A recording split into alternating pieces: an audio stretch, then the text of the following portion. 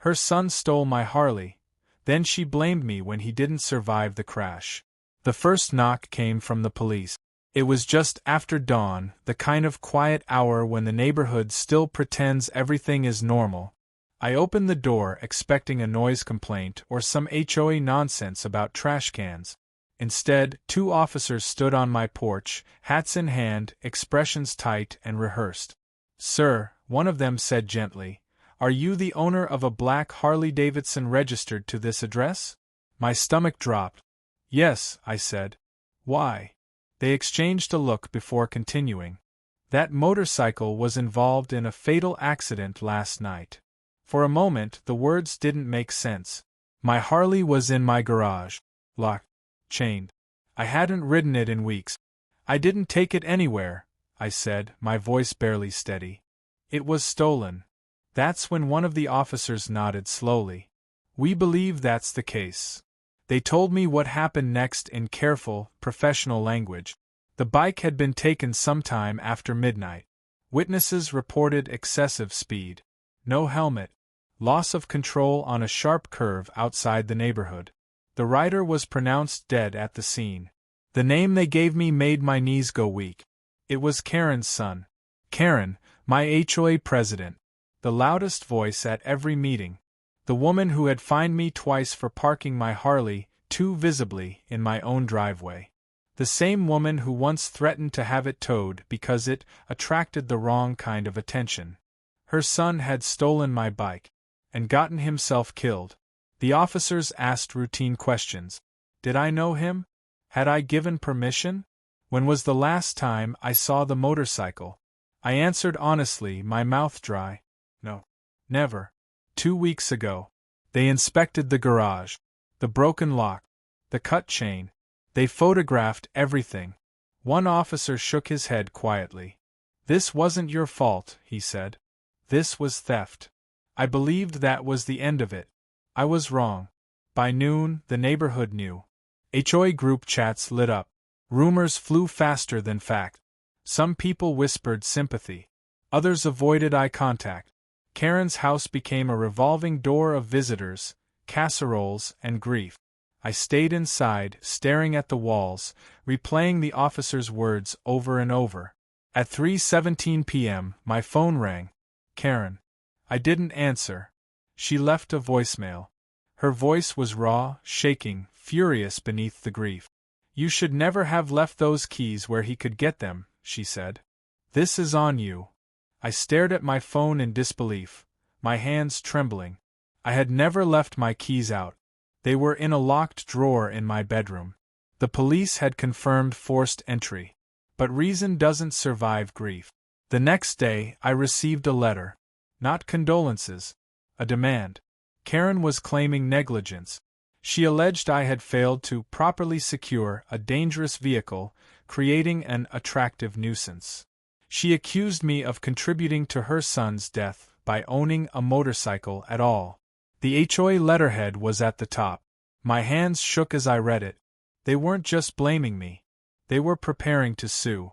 At the emergency HOA meeting that followed, Karen didn't look at me once. Her eyes were hollow, her voice sharp with rehearsed certainty. "My son is dead," she said to the room. "And this association will not ignore the role that negligence played." I stood up, my heart pounding. "He stole my motorcycle," I said calmly, though my voice wavered. "The police confirmed it. I broke no laws." She turned to me then, eyes burning. "You knew he admired that bike. You flaunted it." Murmurs spread through the room. "This isn't about admiration," I said. "It's about theft." The HOA's attorney cleared his throat. "Let's keep emotions in check." But emotions were all Karen had left, and she wielded them like a weapon. Within a week, the lawsuit was filed. Wrongful death, emotional damages, negligence. They wanted everything. My savings, my house, my silence. What they didn't realize, what grief had blinded them to, was that facts don't bend just because someone is loud. And theft doesn't turn into responsibility just because an HOA says so. They thought I'd fold under guilt. They thought shame would do their work for them. Instead, I hired a lawyer. And for the first time since that knock on my door, I stopped feeling helpless. Because this wasn't just a tragedy anymore. It was an accusation. And I wasn't going to carry someone else's crime, or their grief, on my back. The knock came just after midnight. Sharp, deliberate, the kind that carries bad news before a single word is spoken. I knew it the moment I pulled the door open and saw the patrol car idling at the curb, red and blue lights washing over my driveway in slow, accusing pulses. 2 officers stood there, hats in hand, eyes careful. Behind them, a tow truck waited, my Harley strapped down like a captured animal. I didn't need them to explain. I already knew something had gone horribly wrong. They told me her son, 18, reckless, always angry at the world, had taken the bike without permission, stolen it straight from my garage. No helmet, no experience. He'd gunned the throttle on a winding county road, lost control on a blind curve, and hit a guardrail. The words came out measured and professional, but they still landed like punches. Fatal injuries. Pronounced at the scene. Accident. I stood there listening, hands clenched so tight my nails dug into my palms.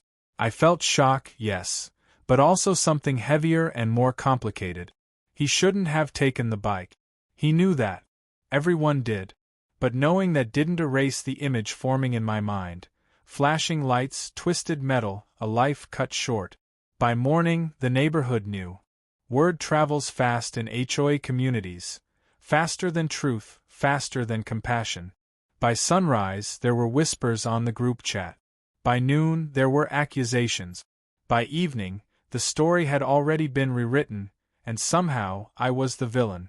Karen was the loudest. She showed up at my gate just before sunset, eyes red, face tight with rage and grief.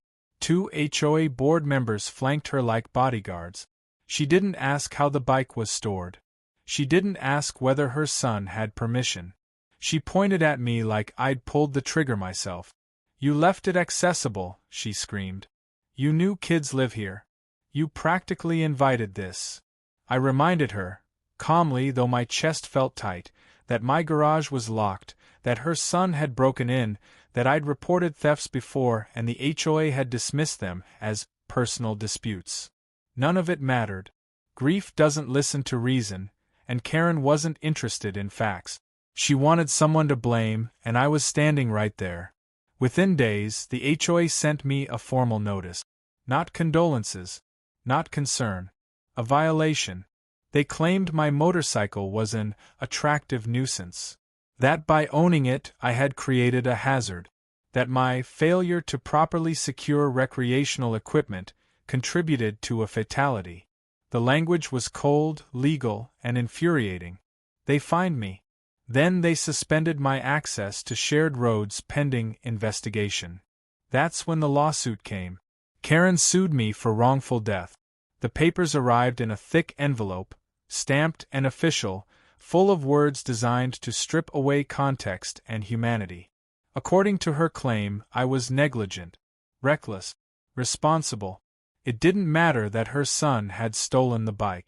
It didn't matter that he was legally an adult. It didn't matter that the police report clearly stated no mechanical fault, no involvement from me whatsoever. What mattered was that she needed someone else to carry the weight of her loss. The HOA backed her. They issued a statement distancing themselves from the incident while quietly supplying her attorney with community records, past complaints, even photos of my garage taken months earlier during an unrelated inspection. They framed it as cooperation. I called it betrayal. At night, sleep wouldn't come. Every time I closed my eyes, I saw that empty stretch of road, imagined how fast the bike must have been going, wondered if there was any moment, any single second, where things could have gone differently. Not because I thought I was guilty, but because that's what tragedy does. It creeps into your thoughts and asks questions that don't have answers. Then the anger set in. I pulled the police report. I pulled security footage. I pulled HOA emails dismissing my previous concerns about vandalism and theft. I started building a timeline piece by piece, fact by fact. If they wanted a fight, I wasn't going to give them an emotional one. I was going to give them the truth. Karen wanted someone to punish. The HOA wanted someone to sacrifice. Neither of them realized yet that they'd chosen the wrong person. I found out about the lawsuit the same way I seemed to find out about everything involving the HOA, through an envelope shoved halfway into my mailbox, thick enough to feel expensive before I even opened it. Certified mail. Legal letterhead. My name typed in bold. I already knew who it was from before I tore it open. Karen was suing me for wrongful death. I stood there in my driveway, the sun barely up, rereading the words like they might rearrange themselves into something that made sense. The claim argued that I had been negligent in securing my motorcycle, that I had created an attractive nuisance, and that by owning a high-powered bike in a residential community, I had implicitly enabled unsafe behavior. My hands were shaking, not from fear, but from disbelief. Her son had broken into my garage. He had stolen my property. He had fled the police. And somehow I was the one being dragged into court. It didn't stop there. 2 hours later, the HOA sent their own notice. They were launching an internal review regarding my role in recent tragic events. Until that review concluded, I was prohibited from parking my motorcycle anywhere on HOA property, including my own driveway. They also warned that any public commentary about the incident could be considered harassment toward a grieving family. In other words, keep quiet, comply, and accept the blame. That was the moment something hardened in me. I called a lawyer that afternoon. Not just any lawyer, a civil litigation attorney who specialized in property disputes and HOA overreach. I forwarded him the police report, the garage photos, the stolen vehicle affidavit, and the traffic cam footage showing the kid blowing through an intersection at nearly double the speed limit. There was a long pause after he finished reading.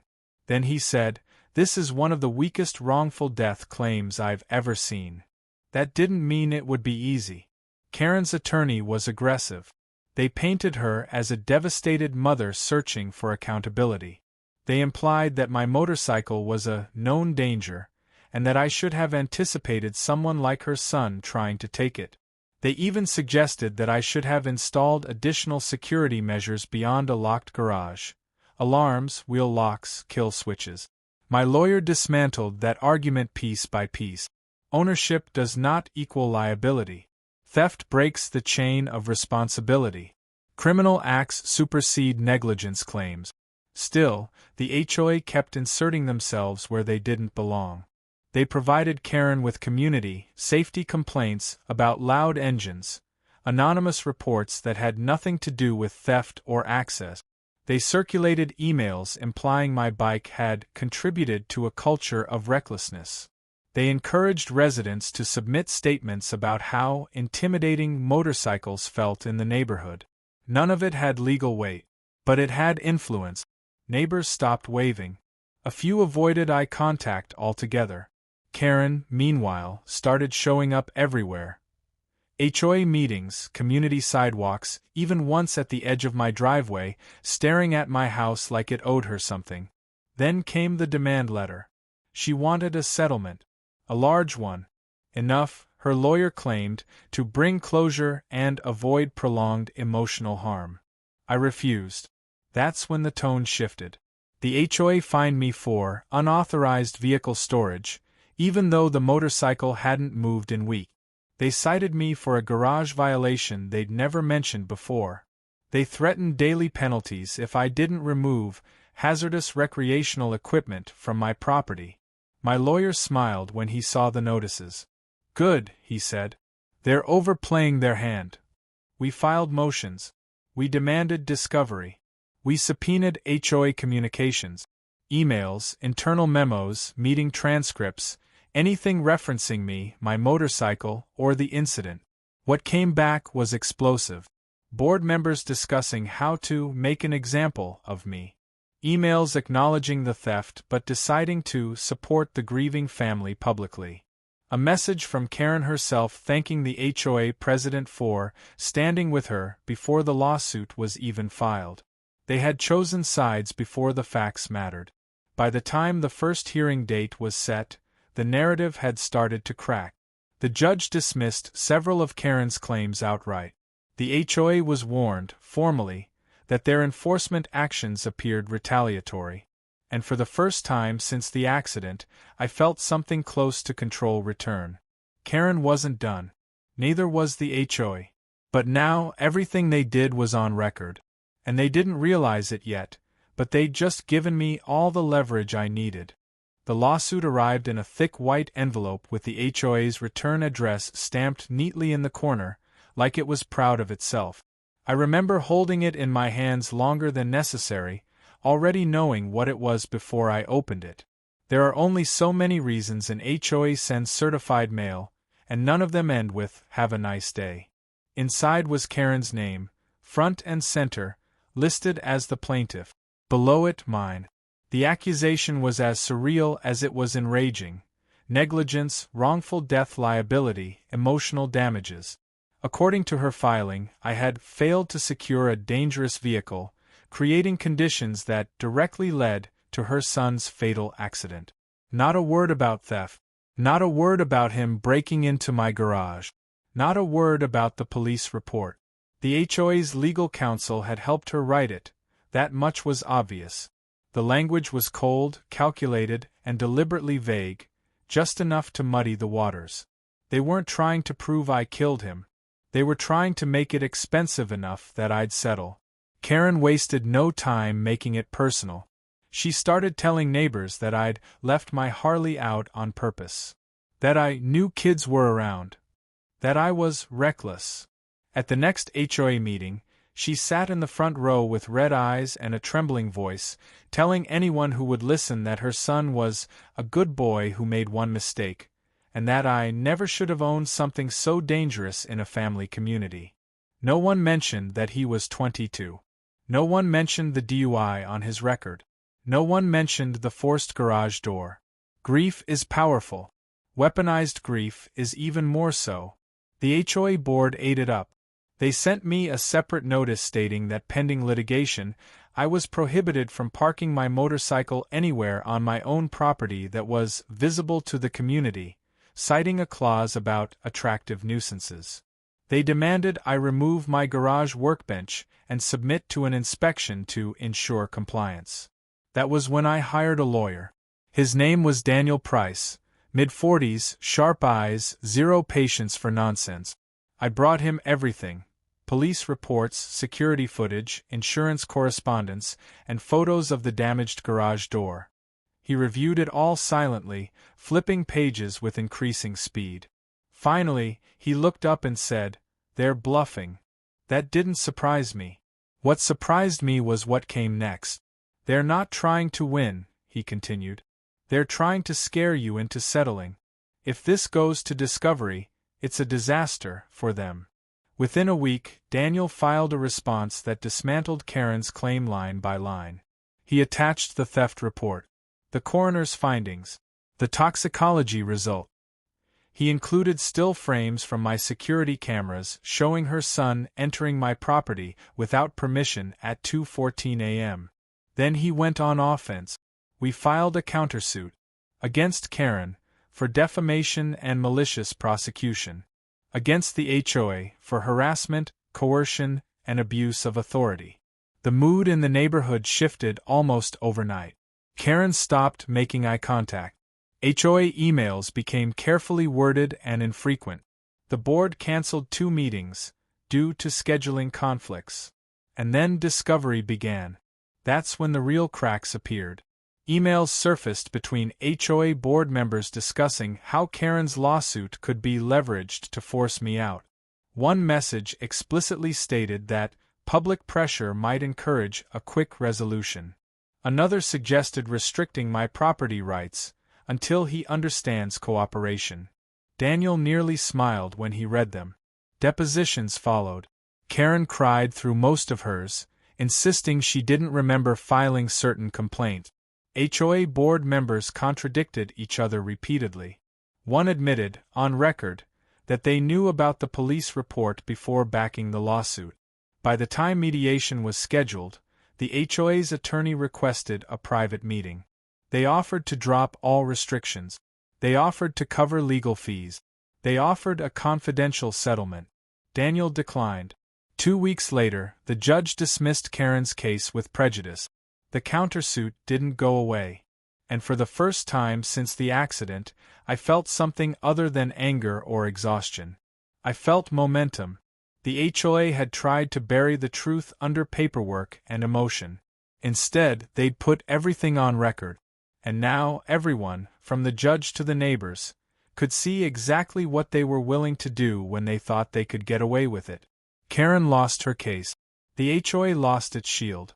And the final chapter was about to make sure they never tried anything like it again. By the time Karen's lawsuit officially landed on my doorstep, the shock had worn off and been replaced with something colder: clarity. The papers accused me of negligence, wrongful death, and creating an unsafe environment by owning a motorcycle in an HOA neighborhood. According to her filing, my Harley was a known danger, and I had a responsibility to secure it in a way that would prevent her adult son from stealing it. That was when I realized this wasn't grief talking anymore. This was strategy. Her attorney sent a demand letter first, asking for a settlement to avoid further emotional distress. The number was absurd, high 6 figures. They assumed I'd panic. They assumed I'd feel guilty. They assumed wrong. I hired a lawyer the same day. A quiet, methodical woman who specialized in civil liability and HOA abuse cases. She read the complaint once, set it down, and looked at me. "They don't have a case," she said. "But they've overplayed their hand." Discovery opened the floodgate. Police reports confirmed the bike had been stolen. Traffic cameras showed her son speeding at nearly double the limit. Toxicology came back clean, no substances, but that didn't help her argument. The medical examiner ruled the death an accident caused by reckless operation of a stolen vehicle. Then came the HOA emails. Karen, it turned out, wasn't just grieving. She was a board member. And in the days after the accident, she had sent multiple messages to the HOA president arguing that I should be held financially responsible because, if he hadn't owned that bike, none of this would have happened. Worse, she'd tried to fine me retroactively for imaginary violations, parking infractions from months earlier, noise complaints that were never filed, even a fabricated claim that my garage had been left unsecured intentionally. My attorney smiled when she saw that. Depositions were brutal. Karen cried on cue, then snapped when questioned too closely. She insisted her son had permission to take the bike, until confronted with text messages proving we'd barely spoken in months. She claimed the keys were left out, until photos showed they were locked in a safe bolted to the garage wall. The HOA president folded faster. Under oath, he admitted the board had discussed using the lawsuit as leverage to make an example out of me. That single sentence cracked everything open. The judge didn't hide his irritation. Before the case could even reach trial, Karen's attorney requested mediation. By then we were ready. My lawyer countered, not with a settlement offer, but with notice of intent to file a countersuit for malicious prosecution, defamation, emotional distress, and HOA misconduct. 2 weeks later, Karen's lawsuit was withdrawn. But that wasn't the end. We went forward with ours. The HOA tried to distance itself, claiming Karen acted alone. The emails proved otherwise. Board meeting minutes showed vote. Internal messages showed coordination.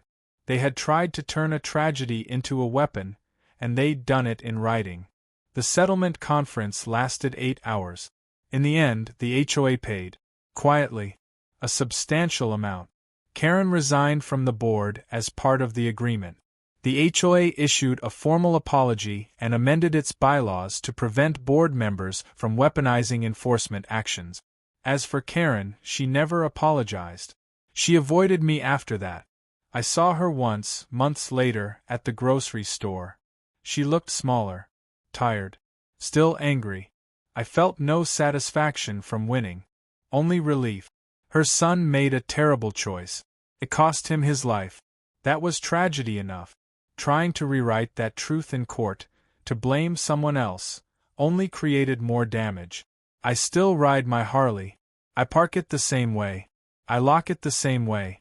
But now, every time I start the engine, I'm reminded of how quickly grief can turn into blame, and how important it is to stand your ground when the truth is on your side.